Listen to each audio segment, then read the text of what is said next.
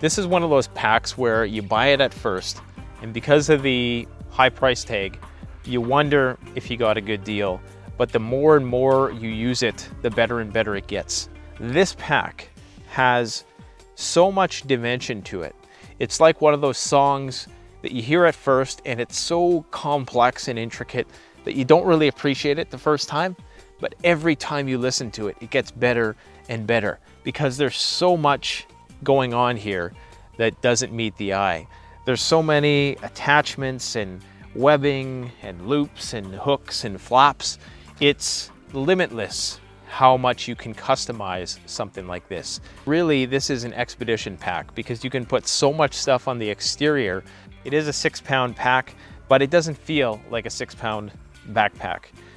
Much like a lot of Vanquest stuff, you can see that, you know, there's been so much thought put into minimizing the weight while retaining the durability and strength that you're getting so much in there that it doesn't feel like, it looks like it should weigh a lot more than it does, is what I'm trying to say. I've never liked hanging stuff on the outside of a backpack because I've always been worried about things getting snagged and things falling off. With this, in spite of the fact that there's so much going on the exterior, everything is strapped in there so tightly that I have no concerns at all about things falling off. There's just safeguard after safeguard to ensure that the stuff doesn't come off. A big part of this pack's design is what they're calling the Durable Arms Management System, or DAMS, and that gives you numerous ways to carry your GUN in the field. I have one of those ways displayed here with my survival GUN, and I still have ample room to carry a lot of other gear. Now, there is a few things that I think could still be improved on this, believe it or not. They do have some vertical MOLLE webbing here. I would like to see another strip of MOLLE webbing on each side, just so you can, you know, lock a few more items on there. You can see here on the side, there's this laser cut MOLLE webbing underneath the sheath of my saw. It would be nice, because I always carry a saw like this on any pack I use, if I could slide that saw underneath the laser cut MOLLE webbing and still be able to use the laser cut webbing so that I could, you know, maybe attach the Vanquest organizers or something like that. Now that would somewhat compromise the rigidity of this, but maybe you could put some sort of aluminum stays in there or something like that to stabilize it. But if that webbing came around this potentially, because right now the webbing is sewn down the middle, so I couldn't stick this saw in behind the webbing unless I wanted to unstitch it, which, you know, wouldn't make a lot of sense. And I understand why they do that, because you want to have it hard and fast to the pack. It's not going to be flopping around as much.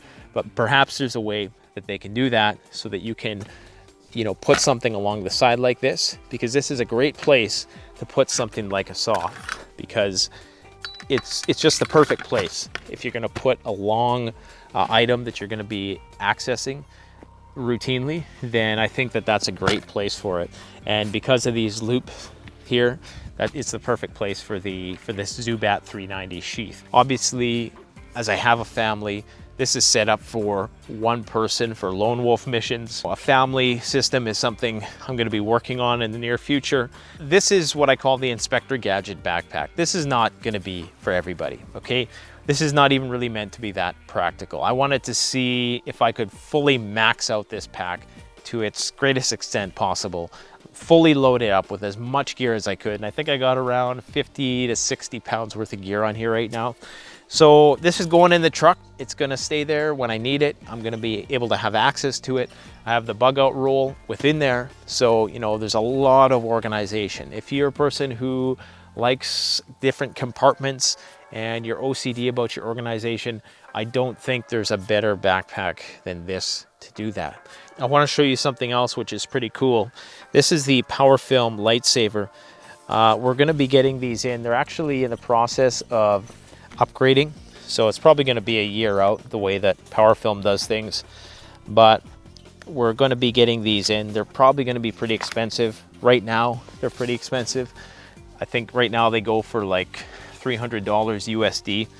So you can attach this like so, and so when you're walking around, you can actually be charging up your battery bank. This comes with an 18,000 milliamp hour battery pack, complete with a fully rollable, extremely durable solar panel. So there's a lot of ways you can do this. Right now I have attached to the elastics or shock cord, whatever you want to call it, that I was actually using to mount the power film when it's rolled up.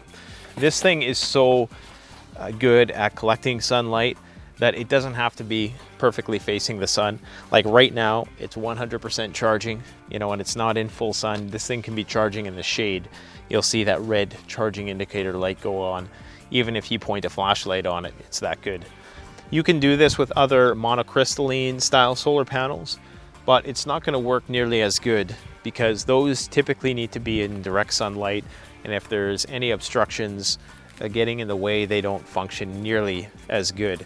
In full sun, they're going to be more efficient, but in low light, nothing beats these silicone thin film panels.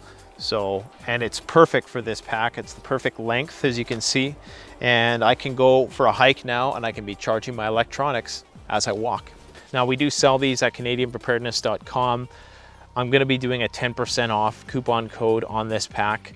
After the video, click the link and it'll take you where you can go and get this backpack and lots of the other stuff we sell as well. So yeah, let's take it inside and let's see what it's all about. All right, so let's go over some of the key features of this pack. Now, it's a 45-liter capacity internal, but I would venture to say that with all the loops and the shock cord and the webbing and the different pouches that you can add on to this, you could easily bring that up to 70 liters of capacity when all is said and done. Now, the bottom of the pack is 1000 denier Cordura. That's just to provide that extra protection when it's laying on the ground. The body is a 500 denier Cordura, which is still a very strong material. And one of the hallmark features of this Markhor backpack is what they call the beaver tail panel, which on one side has the shock cord. So if you wanted to, you know, put a jacket or a rain jacket or some dirty laundry or whatever, something which was irregular in size.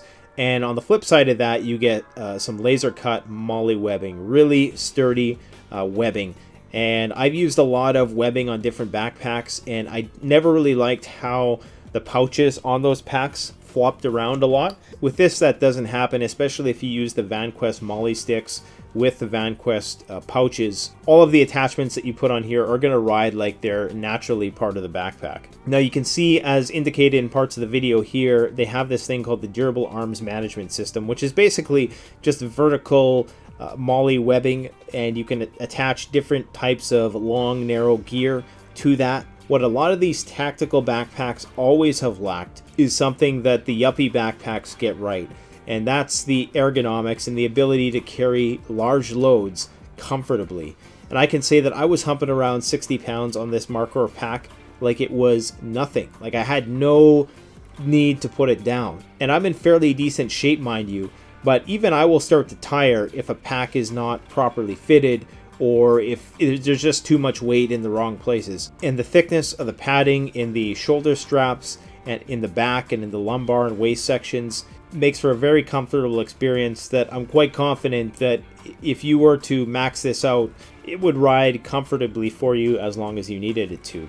And they do have an adjustable system here, so it's a one size fits all. For taller people, you can change how far up the shoulder straps are going to sit and vice versa. So it has a lot of features that the yuppie backpacks have. Now, on the pack itself, there's not a lot of finer compartmentalization, not a lot of smaller pockets, but because you have so much laser cut MOLLE webbing everywhere, and Vanquest sells all kinds of very detailed personal organizers that you can attach to this pack, that's basically where you're going to be organizing your smaller odds and ends. Now, I sport the Bugout roll basically wherever I go because I'm just used to it. It's convenient, and it's a way for me to organize base camp above and beyond what Vanquest makes capable. And the Bugout roll will fit inside the Markhor 45 quite nicely, and if you wanted to, you could even attach the Bugout roll to the bottom of the Markhor 45 because there is webbing on the bottom as well. Now, among the different attachment points you get on this pack,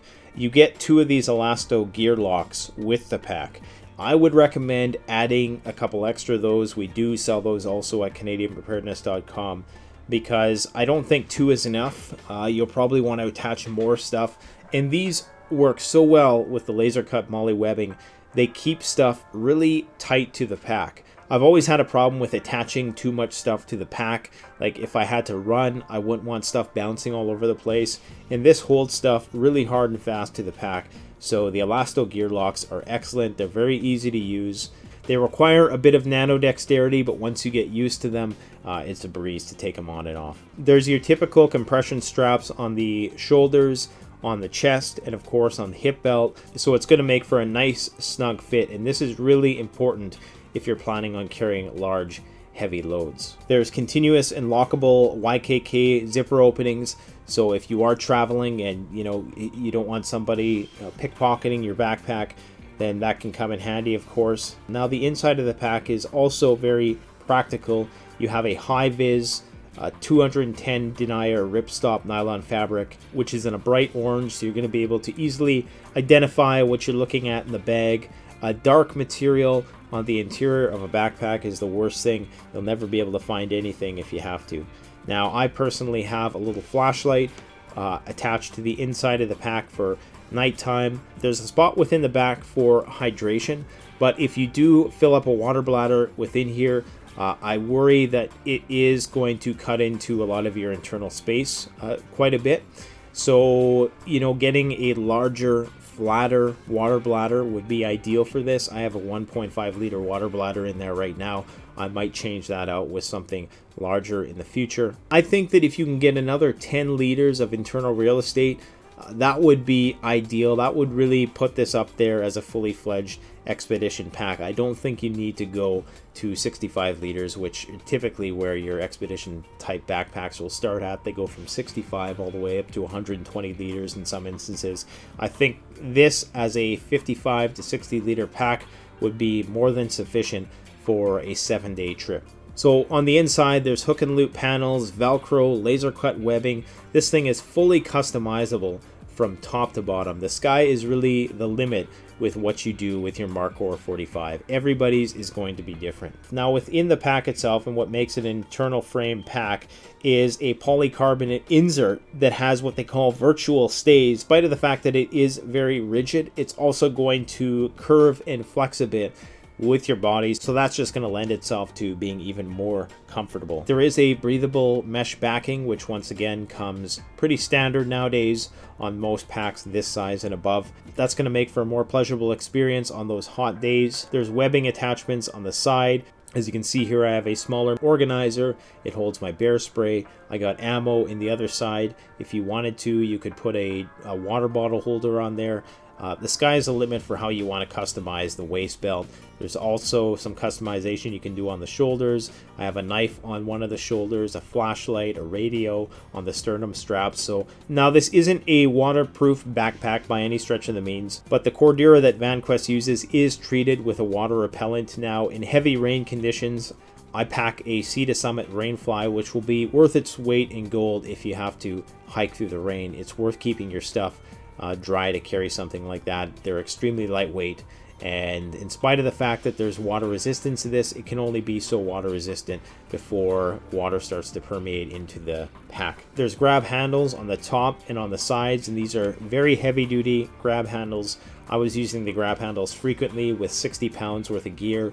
As you can see here, I hung it from a tree and it's hanging with that one loop. I'm always concerned about the durability of the carrying handles on these kind of systems.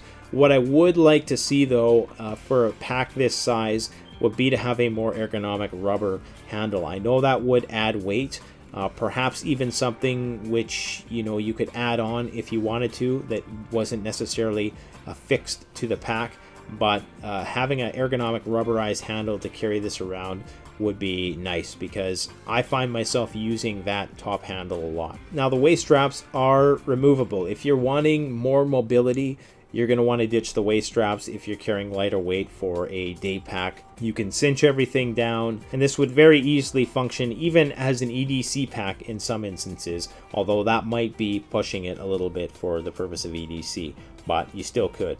Now I was concerned about the durability of the buckles when I first got this pack, and I talked to the company about it, and I said, everything on this pack is great. You guys have put so much thought into all of it, but these plastic buckles that you have on here, they don't seem that durable. And basically they alleviated my concerns by notifying me that the plastic they chose is chosen to be more flexible, so it's not going to break when it gets too cold. It's not going to get brittle like some of these plastic buckles will. So they even put thought into the plastic selection of the buckles in order to minimize the weight while providing a buckle that is not going to break under the pressure. Vanquest stands behind the buckles that they provide. So, and they say they've had no breakages in all their testing. So I am confident that they're going to hold up. Now, you're also provided with Spartan zipper pulls all over the pack. These things are excellent, especially in wintertime if you have to wear gloves, so you're not having to, you know, take your gloves off to open the pack. Excellent addition right there, and they also seem very durable as well. The only other recommendation I made to Vanquest was to add some MOLLE webbing to the top of the pack. But besides that, this is definitely going to be my go-to 3-day pack for years to come.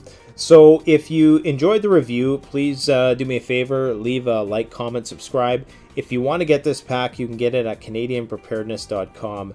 So as always, my YouTube audience and my Instagram audience get 10% off everything at CanadianPreparedness.com. This pack does also qualify for free shipping. It's available in gray and black, which looks really cool, and the coyote tan color. I probably, if I could go back, would have opted for the gray, just because the whole gray man thing, or even the black. But this is the one I chose to review, so I guess I'm stuck with it. But I'm okay with that. So yeah, let me know if you have any other questions in the comment section below. Pick yourself up one of these packs. You won't be disappointed. Thanks for watching. Don't forget to like, comment, subscribe. Canadian Prepper out. The best way to support this YouTube channel is to support yourself by gearing up through CanadianPreparedness.com or BugoutRoll.ca. Premium quality gear at the best possible price using the incredibly secure and easy to use Shopify platform. We offer free shipping to the United States for orders over $200 USD and free shipping to Canada over $75. So support the channel by supporting yourself.